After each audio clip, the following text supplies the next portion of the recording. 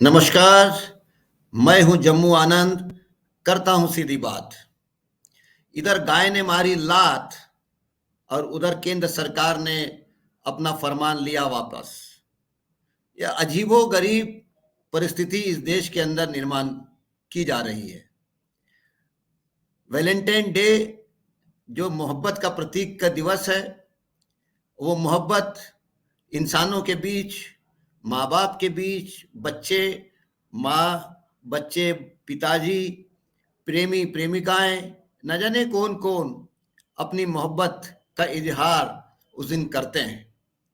लेकिन जिस देश में इतनी नफरत हो, जिस देश में इतनी खाई हो, उसको पाटने का समाज के अंदर एक सकारात्मक संदेश देने का जो एक अवसर इस केंद्र सरकार को मिला था कि आने वाले 24 तारीख को वैलेंटाइन डे के अवसर पर केंद्र सरकार ये कह सकती थी कि इस देश के विभिन्न भाषाओं के लोग, विभिन्न धर्मों को मानने वाले लोग, विभिन्न परंपराओं को मानने वाले लोग वो आपस में गले लगे और भाईचारा बढ़ाएं। लेकिन केंद्र सरकार जो नफरत पे यकीन करती है, जो घृणा में यकीन करती है, जो ऊंच नीच में यकीन करती है, उससे तो ये उम्मीद करना भी एक भूल थी।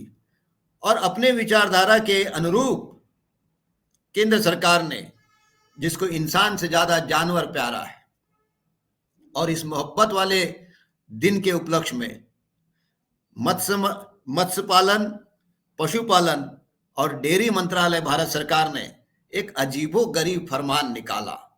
और फरमान ये था कि गाय से आलिंगन करो, हग टू द काव। अजीबो गरीब एक इंसान को ये कहा जा रहा है कि अपनी मोहब्बत गाय से दिखाओ। मतलब इस सरकार को इस बात का भी इल्म नहीं है कि हर जिंदा प्राणी, उसका अपना एक मिजाज होता है। इसने कल्पना भी नहीं करी, क्योंकि जब ये सरकार तो इंसान को इंसान ही नहीं मानती, तो जानवर को समझना तो दूर की बात है, कि जब हजारों लोग, लाखों लोग गाय के सामने आएंगे और गाय को छूने की कोशिश करेंगे, तो वो भी तो एक जिंदा प्राणी है। वो किस तरीके से इस भीड़ का, अचानक लोगों के नजदीक आ जाने का, अचानक लोग उसको छूने का प्रयास करने पर गाय किस तरीके से रिएक्ट करेगी, इसका अंदाजा इस सरकार को नहीं। किसी पशु विशेषज्ञ से अगर मिल लेते तो शायद कुछ रोशनी इस सरकार के दिमाग में, मस्तिष्क में आ सकती थी कि जानवर भी अपना एक बर्ताव उनका होता है, उन्हें भी बातों को समझते हैं। लेकिन मंत्रालय ने इंसान से ज्यादा जानवर को महत्व देते हुए एक फरमान निकाला, काव को हक करो, हक द काव। और वायरल होने लगे देश के अलग अलग कोने से कुछ वीडियोस पिछले कुछ दिनों में सोशल मीडिया में देखने मिले कि किस तरीके से गाय उन अंधभक्तों को, खास करके जो ये प्रैक्टिस कर रहे थे शायद, कि गाय को आलिंगन करके देखते हैं, आलिंगन करके देखते हैं, हक करके देखते हैं, तो गाय भड़ा भड़ लाते लाते मार रही थी, कसकसा के लात मार रही थी। तो शायद ये वीडियो देखने के बाद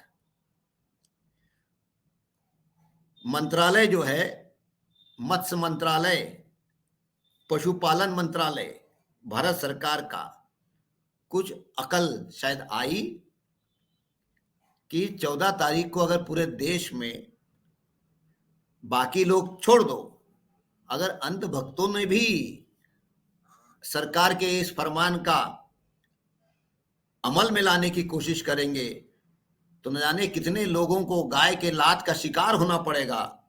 और जब गाय लात मारती है तो फिर दिन में तारे दिखने लगते हैं, न जाने कितने लोग घायल होते, न जाने क्या भगदड़ मचती।